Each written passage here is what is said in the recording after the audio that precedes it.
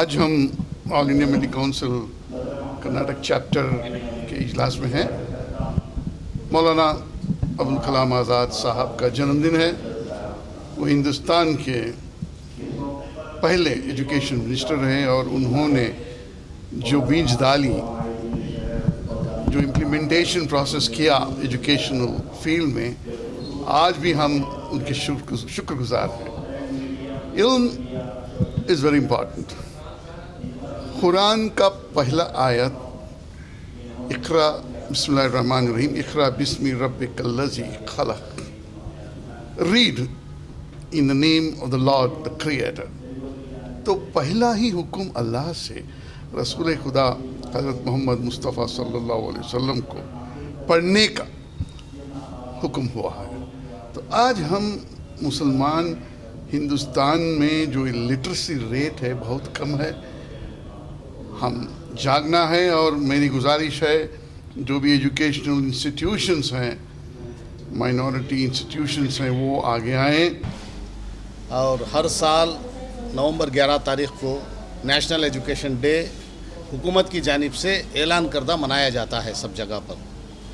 اسی سلسلے میں آل انڈیا ملی کونسل نے سارے ہندوستان میں جہاں جہاں ملی کونسل کی برانچ ہے سب جگہ آج نیشنل ایجوکیشن ڈے کے پروگرامز منعقد کیے بڑے عظیم الشان پیمانے پر. اسی سلسلے میں بنگلور میں یہاں پر بہت ایجوکیشنسٹ یہاں جمع ہوئے تھے. نیشنل ایجوکیشن ڈے منایا گیا. یہ ہمارے سب سے پہلے ایجوکیشن منسٹر مجاہد آزادی مولانا ابوالکلام آزاد صاحب کی یوم پیدائش کی یاد میں حکومت نے اعلان کیا ہے. اسی کے تحت یہ منایا جاتا ہے سارے ہندوستان میں. اسی سلسلے میں یہ منایا گیا. آج ملی کونسل کی طرف سے ایک تحریک کا آغاز کیا گیا ہے. یہ جو قومی یوم تعلیم ہے، اس کے منعقد کرنے کا مقصد صرف اس ایک دن کو منا کر جو ہے یہاں نشستن گفتن برخاستن کا معاملہ کرنا نہیں ہے، بلکہ ملی کونسل کا مقصد یہ ہے کہ مسلمانوں کے جتنے بچے ہیں وہ سب تعلیم یافتہ ہوں، ناخواندگی کو ختم کیا جائے اور اعلیٰ تعلیم کے میدانوں میں بھی مسلمانوں کے نوجوانوں کو لے جانے کی کوشش کی جائے. اس کے لیے الحمدللہ آل انڈیا ملی کونسل کی طرف سے مشن 2050 کے عنوان سے ایک تحریک شروع کی گئی ہے. یعنی 2050 کا ٹارگٹ رکھا گیا ہے کہ 2050 تک ہم اتنی محنت اور کوشش کریں گے کہ مسلمانوں کے تمام بچے، لڑکے ہو یا لڑکیاں، وہ تعلیم یافتہ ہوں، اعلیٰ تعلیم کے میدانوں میں آگے بڑھنے والے ہوں. بنگلور شہر میں آل انڈیا ملی کونسل کی طرف سے نیشنل ایجوکیشن ڈے منایا گیا.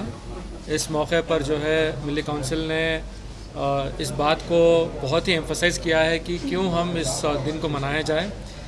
میں سمجھتا ہوں کہ جو کنٹریبیوشن مولانا ابوالکلام آزاد صاحب کا ہے، جو انڈیا کے پہلے ایجوکیشن منسٹر تھے، اس وقت پہ جو انہوں نے IITs، ایمس اور سینٹرل یونیورسٹیز جو قائم کیے، آج اسی کی بنیاد پر ہم ہندوستان کو ورلڈ کے ایجوکیشن میپ میں دیکھتے ہیں.